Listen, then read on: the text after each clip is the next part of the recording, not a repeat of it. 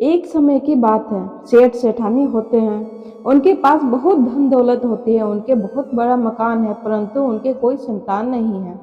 सेठानी बहुत नियम धर्म वाली थी। उसके मकान में एक बावड़ी भी थी। वहाँ एक पीपल का पेड़ था। सेठानी प्रतिदिन नहा धोकर पीपल की पूजा करती, मंदिर जाती और आराम से रहती। होली के दिन आए। होली के लिए सेठ जी खांडे लाए। सेठानी ने सोचा कि क्यों ना इस खांडे को ले जाकर शादी करा दें। सेठानी सेठ जी से बात करती है कि क्यों ना हम लोग इस खांडे को ले जाकर इसकी शादी करा दें, अपने भी घर में बहू आ जाएगी। हम दोनों तो अकेले ही रहते हैं, बहू के आ जाने से घर में खुशियां आ जाएंगी। सेठ जी बोले कि खांडे से कौन अपनी बेटी की शादी कराएगा। सेठानी बोलती है कि नहीं, शादी तो करानी है खांडे की। अपने महाजनों में व्यापार करने विदेश तो जाते ही हैं, आप तो लड़की पसंद करके लाओ। सेठानी के बहुत बार कहने पर सेठ जी लड़की देखने के लिए चले गए। सेठ जी एक गांव में गए। वहां उन्होंने देखा कि छोटी छोटी लड़कियां रेती में घर बनाते बिगाड़ती। उन लड़कियों में से एक लड़की बोलती है कि भाई, मैं तो बनाए हुए घर नहीं तोड़ूंगी। सेठ जी को वो लड़की ठीक लगी। सेठ जी ने उस लड़की से पूछा कि बेटा कौन जात हो। लड़की बोलती है मैं महाजन हूँ। सेठ जी ने मन ही मन में सोचा कि वाह, चलो अपना काम तो हो गया।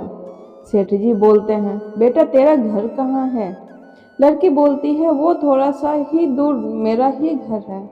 सेठ जी तो उस लड़की के पीछे पीछे चले। सेठ जी लड़की के घर गए। लड़की के पिताजी बोलते हैं पधारो शाह, पधारो शाह। सेठ जी को भोजन कराया, उनकी खूब खातिरदारी करी। लड़की के पिताजी बोलते हैं कैसे पधारना हुआ आपका। सेठ जी बोलते हैं एक काम से आया हूँ, ये जो आपकी लड़की है वो आपको मुझे देनी पड़ेगी। हम इसको अपनी बहू बनाना चाहते हैं, पर एक बात है बेटा, तो विदेश गए हैं, खांडा लेकर आऊँगा, उसके बदले तो उसी से शादी करानी पड़ेगी। लड़की के पिताजी बोलते हैं कोई बात नहीं, महाजनों में तो ये सब चलता ही है।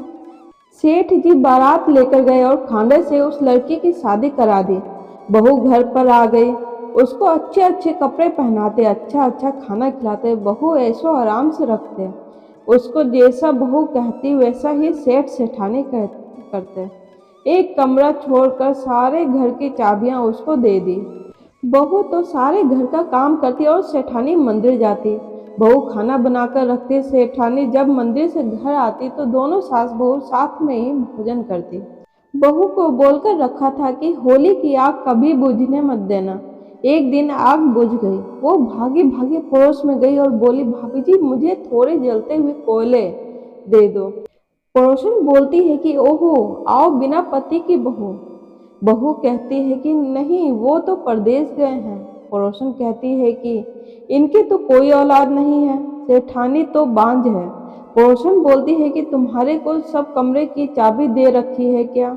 वो बोलती है कि हाँ, बस एक कमरे की चाबी नहीं दे रखी है, जिसमें कि वो स्नान करते हैं।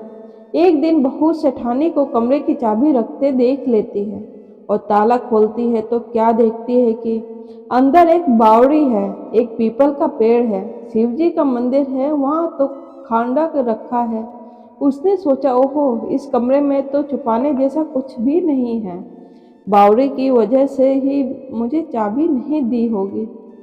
परंतु पड़ोसन बोल रही थी कि ये तो बांझ है। ऐसा करती हूँ कि नहाकर इस खांडे को लेकर बावड़ी में गिरकर मर जाती हूँ। जैसे ही वो कूदने लगी, आवाज आई नहीं। उसने सोचा ऐसे ही लगा होगा और फिर कूदने लगी। अंदर से आवाज आई हत्या मत कर। उसने इधर उधर देखा, कोई नजर तो नहीं आता। आखिर ये कौन बोल रहा है। उतनी देर में पीपल के पेड़ में से एक सुंदर कुंवर निकला। कुंवर ने कहा चौपड़ पासा खेलना। बहू बोली हाँ, खेलना है। अब तो जब प्रतिदिन सासू जी मंदिर जाए तो बहू भी कमरा खोलकर अंदर जाए, नहाए, पीपल की पूजा करे, कुंवर आवे, उसके साथ चौपड़ खेले, उससे बात करे। इससे बहू को खाना बनाने में देर हो जाती है। सासू जी मंदिर से आ जाती है और खाना भी नहीं बनता। तब तक एक दिन सासू जी ने बोला कि बेटा, आजकल इतनी देर कैसे हो जाती है। बहू बोलती है कुछ नहीं सासू जी, नींद आ जाती है। सेठानी बोलती है कि वह कोई बात नहीं। ऐसा करते करते कई दिन व्यतीत हो गए और फिर एक दिन वह गर्भवती हो गई। बहू ने कुंवर से पूछा, मेरे पियर खबर भेजूं अगर आप सबके सामने बाहर आ जाओ तो? कुंवर ने कहा, हाँ भेज दो।